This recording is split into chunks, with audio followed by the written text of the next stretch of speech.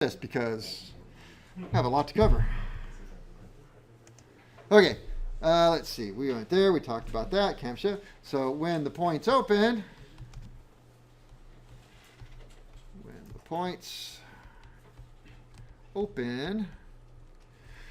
the field in the primary, or the field in the primary, the electrical field, or with the current, I should say, then the magnetic field in the primary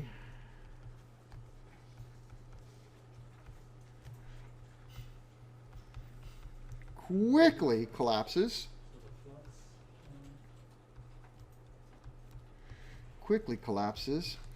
This rapid change in the primary, move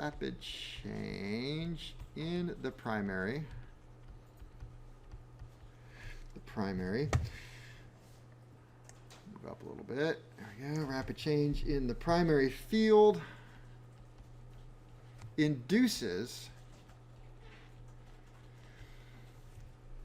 a voltage in the secondary, or current flow in the secondary, but we'll go voltage, induces a voltage. Now, I want to be careful that you understand. Somebody could say it induces voltage. Somebody else could say it induces current flow. Same thing, right? But it's not a lot of current. It's very low. It's mostly voltage. So in the primary field, induces a voltage in the secondary.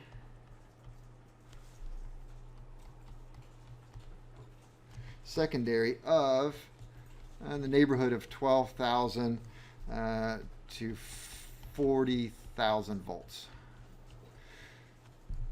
And obviously, the more voltage you have, what do you have with amperage? Less and less. Now, one of my jobs is to teach you guys how to do orals. Now, for the people sitting along, well, most of you. There's a little mix over here. Some of you have been oral to death because you're almost done with me. You only have about 6 weeks left of me as a teacher in your career. So you've had all kinds of orals, and you understand that there's a way to do orals. Some of you have experienced your first one, and you're like, I did not like that. That was not fun. Get used to it, because that is when you go to a mechanic examiner, that's what that day consists of. So by the time you get to a mechanic examiner, which, I was, so I know what it's like, and I've taken my test too. I mostly know what it's like on this side of the table because I forgot what it's like on that side. Sorry about that. I want you to be confident and comfortable. And so a lot of what you have to learn is just this confidence of doing the oral, getting the answers out, saying the right thing. Now with me, I'll warn you, I'm listening mostly, or watching for this keyword throw out. If you start throwing out keywords at me, I'm going to stop, and boy, I'm going to really start going hard. Don't do that. Don't start, when you're sitting in, well, how does this ignition system work? Well, let me tell you something. Battery ignition system, also called the Kettering ignition system, Kevin. You got your primary, you got a secondary, you got, the voltage comes, and points. You have points with the capacitor. The capacitor keeps the points from arcing, the electrons. Go this way, it's easier, right? So then what you got, boom, 40,000 volts. And you stand back like, mic drop, yep, I'm just praise me, dude. Here's my paper. Can I get the A? And things are going to, now is when it's going to get rough on you, because I'm like, no. Anybody who explains something like that either has no idea, it's kind of like me sometimes. I eat real fast. Why are you eating fast? I want to eat as much as I can before I get full, I want to throw out as much as I can before he asks a question or I forget what I'm talking about.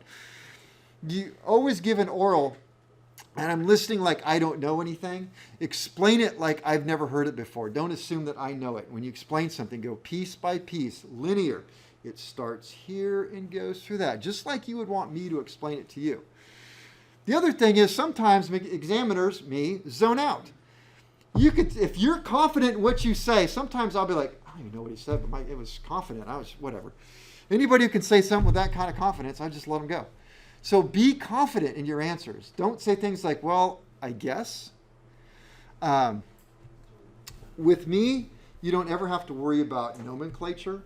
I like it, but if you said something, and I was this way as a mechanic examiner, so somebody said, Okay, so it goes through the primary coil and it would come down, and then there's, oh my God, I can't remember what it's called, but it's the things that open and close, and I can't remember the name. I'm like, okay, it's things that open and close. I'm cool. Keep going. I really am that way. I'll come back around and go, points is the word you're looking for. Yeah, that's it. I don't care. You can explain it. I'm happy. So don't be afraid. Don't say but that thingy and that thingy. But, with me, don't ever worry. If you forget a word, just explain it.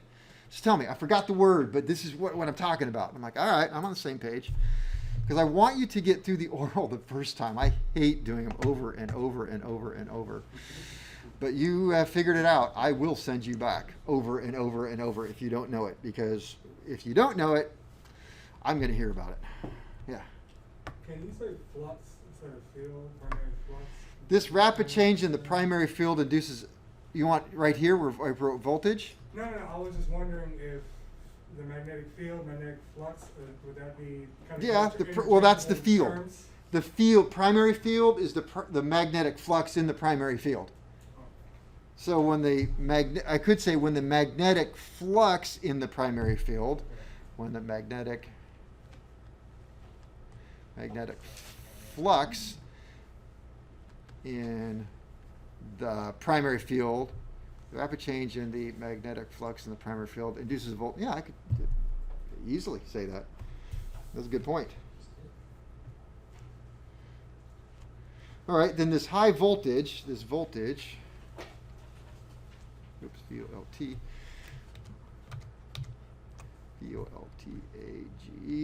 VOLTAGE, when the voltage then travels via the large wire, voltage travels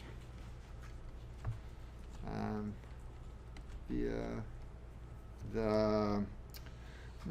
in this type of system, a large wire via the large wire to the distributor.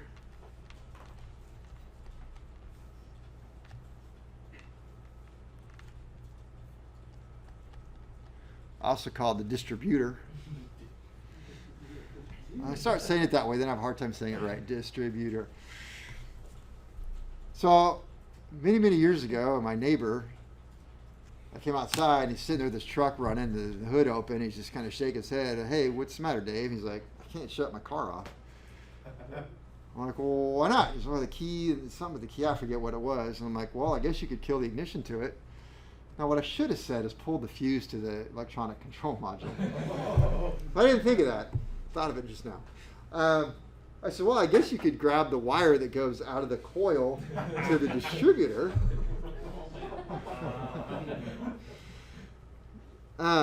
It shocked the hell out of him. He was very mad at me. He's dead. He died. So it cured his depression and his VFib. So but the engine goes around a few more times, and those breaker points open a few more times, and it throws out a lot of voltage. Like I said, it's looking for a place to go, and if your hand being near the end of it is where it's going to go, that's where it goes for a little while. So I think he said that, yeah.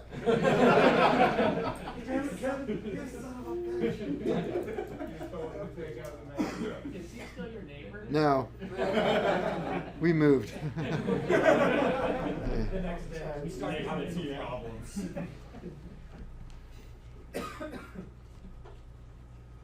The distributor, and this is a repeat, is driven off.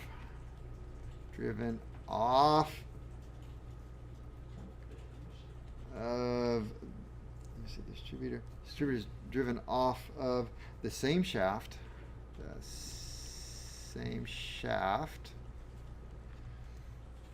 The breaker cam. The breaker points, I should say, are driven off of the distributor, and points to the wire that needs to fire. I don't know, that wasn't the best way of kind of changing it around. So what I'm trying to say here, not very eloquently, is you have this distributor up here, and it has this finger that has to go around and point to the right cylinder, the one that's supposed to fire. So there's a little finger, and it's going to go around and point to each one at the right time. And so that is going to go around, and how many times would it go around to fire all 6 cylinders? One time. So let's just say it's going to fire this one right here. That's going to be the first one to fire. This is going to be the second one. That's going to be the third, the fourth, the fifth, and the 6th one to fire. Then it's going to go back to this one. So it'll go around one time and fire all of the cylinders. Now, this is the firing order of the distributor. What cylinder does it go to? Well, let's take a look here, because I don't remember this offhand. So firing order.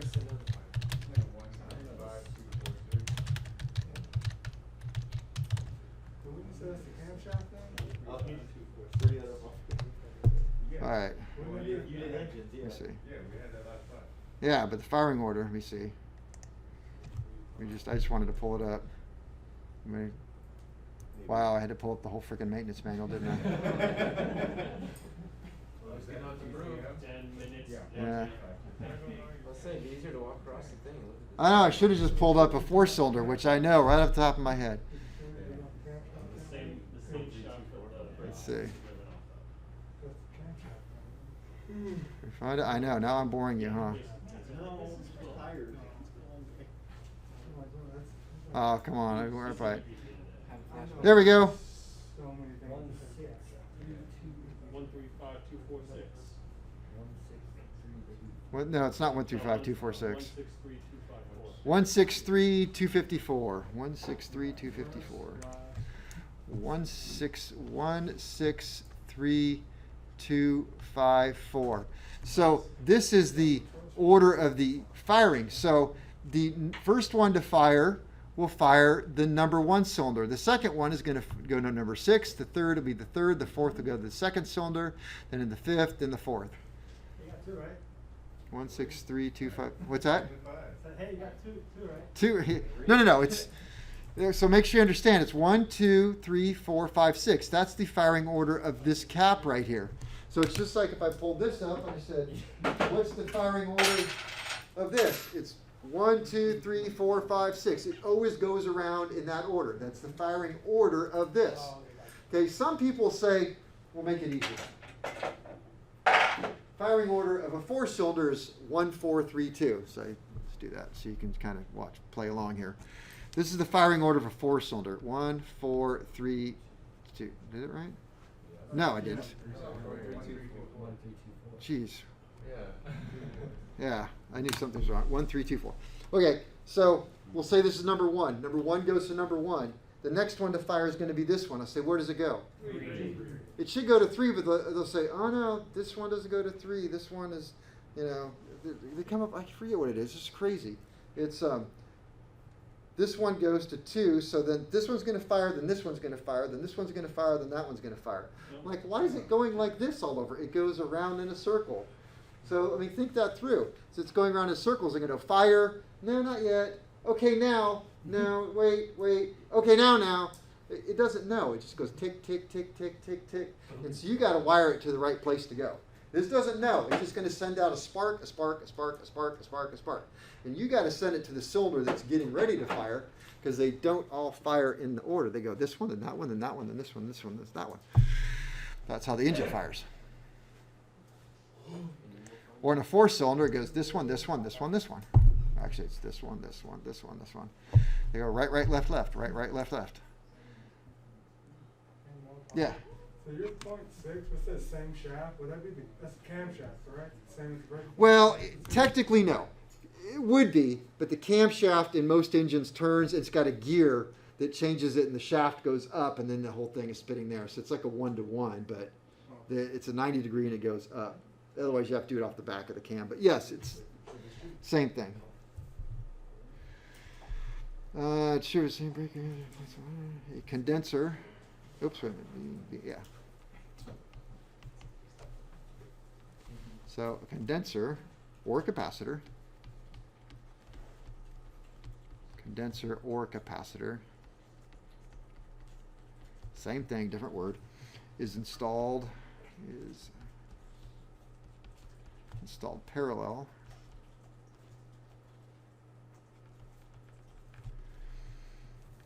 with the points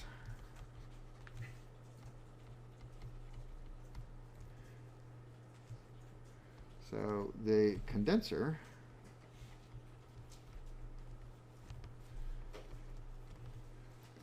gives current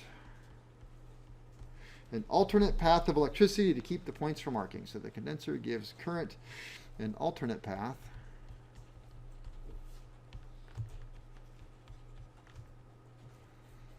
of electricity to keep points from arcing.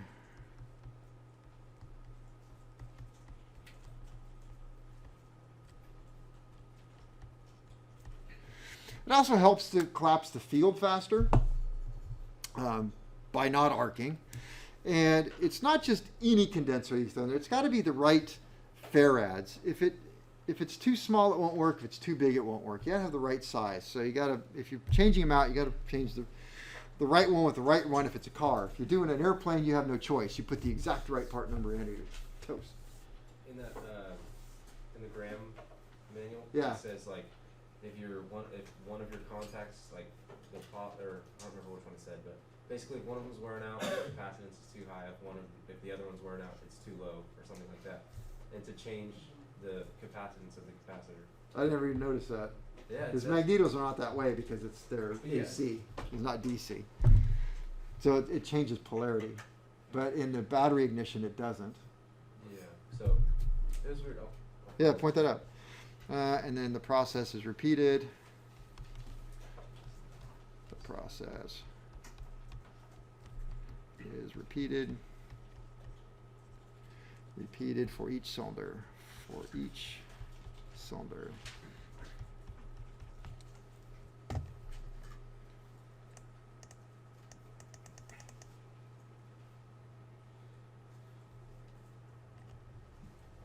Alright, 1 before 10. So in automotive,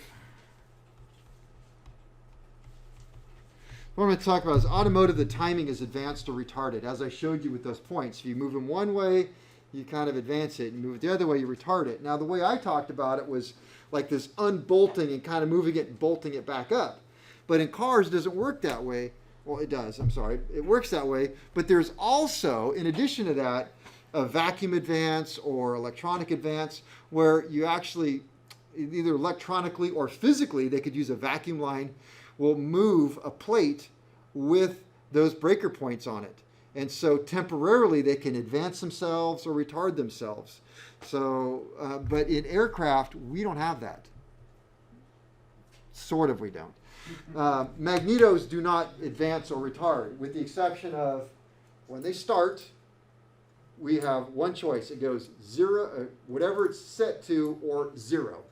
So if my engine is supposed to fire at 24, this works at 24 and 0. Nothing in between, nothing over, just 24 and 0. Those are my two options when you have this. Or if it's 20, so these are set. They're actually, that's why the part number is actually, and the build of it is determined to retard the timing from wherever it's supposed to be to 0.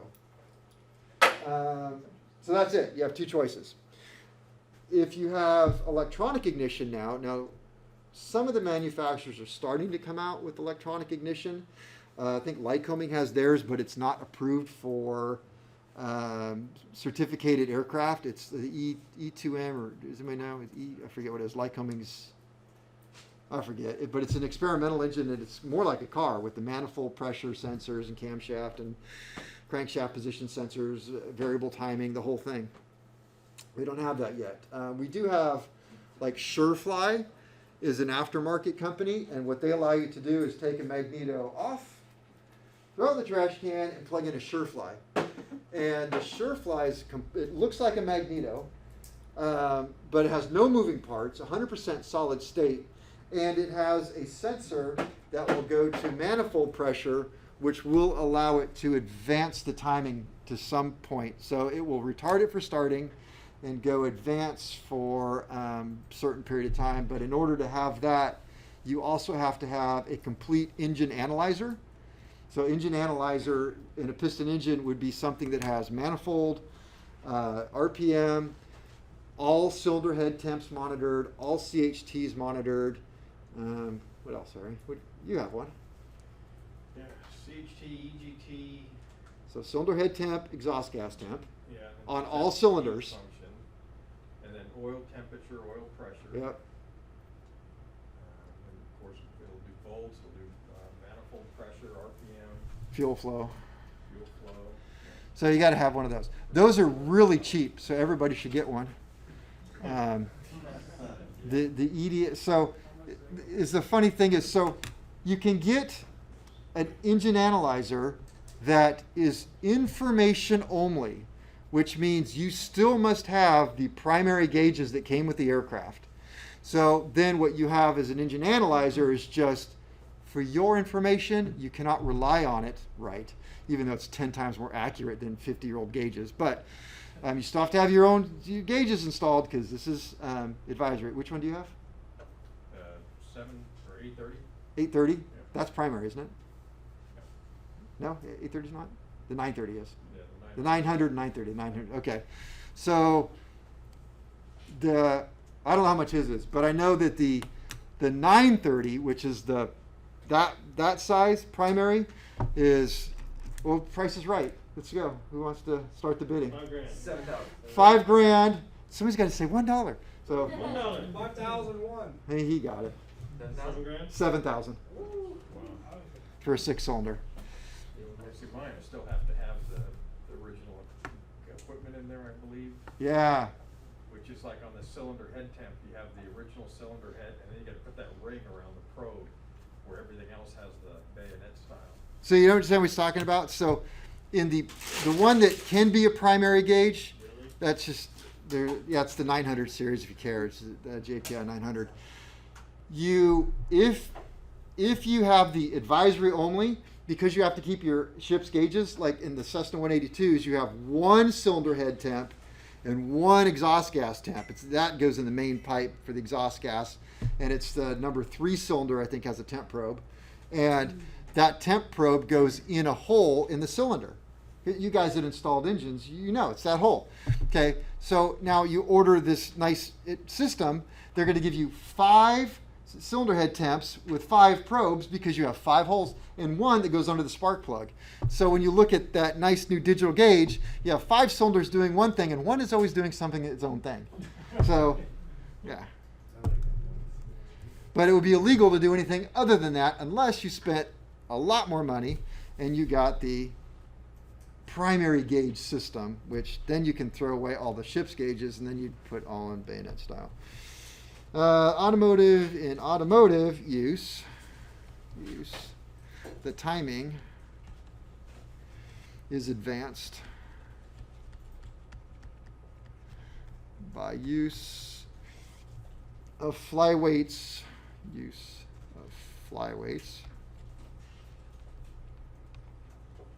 And flyweights are these things. Actually, these little items right here. These are flyweights. They change when the centrifugal force changes. They fly out and they fly. That's why I call them flyweights. The faster it spins, the more they're going to go out. And so you have these flyweights, and they want to spin out, which will cause it to rotate a certain way when you spin it faster. And by flyweights or vacuum advance, which is hooked up to the manifold pressure. And when you are in idle, there's more vacuum. It loses vacuum, it'll advance. Or vacuum advance. Vacuum advance. In essence, the cam and distributor finger are rotated to fire. Oh, that's not a bad thing. So in essence, I don't know why I write it. I don't need to write that. I can just write it because this is what it is. The cam and distributor finger. The cam and distributor finger.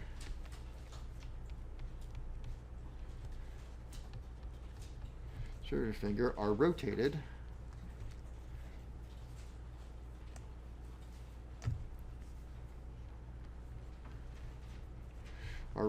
to fire earlier, earlier in relation to cam position. So if I fire something earlier, it is called advanced timing. If I fire it later, it's called retarded timing. We'll have to come up with a... I was just gonna Yeah. say something. Why does it have to be retarded? What?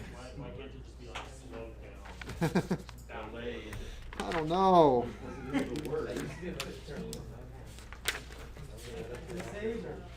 Disabled timing. We say differently abled. Yes. These are good points to cover here. I should have just not dismissing. Okay, so the thing about advancing and retarding the spark is the more you advance the spark, the earlier it's going to fire, the more pressure it's going to give you in the cylinder. The more pressure you have in the cylinder, the more power you have. On the other side of it, if the engine is moving really slow, like during starting, if you fire it too early as the piston is coming up, it will throw it back down. And when it does that, especially on the Continentals with their 90-degree starter drives, it explodes the spring, the starter spring inside of the engine. So if it's a Lycoming, it'll break teeth off the startering gear, which is easy to fix. So it's a bad thing to have that happen. Also, if you advance it too much, on your cars, you have something that listens to what's happening in the engine. It's listening for pinging. Pinging is a nice way of saying detonation. Detonation, I've talked to this group over here. Detonation is that when you start the fuel burning, what you want is this nice push. Kind of like if I want to push a table. You ready? I'm going to give it a nice push, right? Okay. And I can push it across the room. Detonation would be if I'm going to move this table over to there, but I use a sledgehammer. And so I just take a giant bam, and I get it to go a little bit. And I hit it again. Now, how far do you think I'm going to get it before the table starts to disintegrate? Okay, that's exactly what's happening inside of your cylinder when you hear that little pinging noise. It is a sledgehammer bashing down on the piston to make it go down. So you only get a few of those before it damages everything. It ruins the piston pin. The pistons are made out of aluminum, so they're going to get toasted out. So does significant damage early. So advanced timing, while it gives you the pressure, and it's going to cause, number one, you could get that. You're also going to get different higher cylinder head temps and all kinds of things go with it. So you have to be careful. You can push it so far, but not too far. Too far is bad. If you had it one way, you'd rather have it a little retarded damage. Yeah, a little bit on the backside, so it would be fine. All right, I think I have enough time to write this. A spark too advanced, especially at startup. Will cause kickback that can damage the starter. Can cause detonation at high RPMs. At startup, will cause kickback.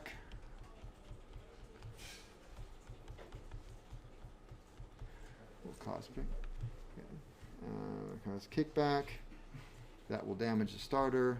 That will damage the starter.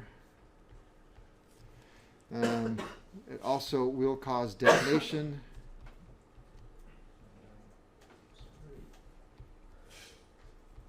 Detonation at higher RPM.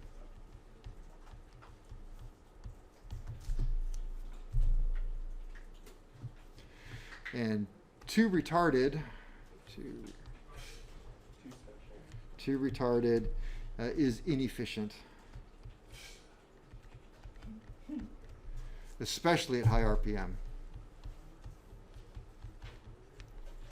At high RPM. All right, and here, all the second year out there doing their thing.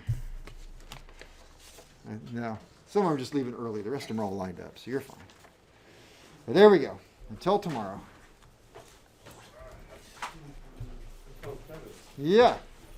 Did somebody tell you that our clock was Yes, rather than writing a note on the time clock, maybe it's a better thing to come let me know.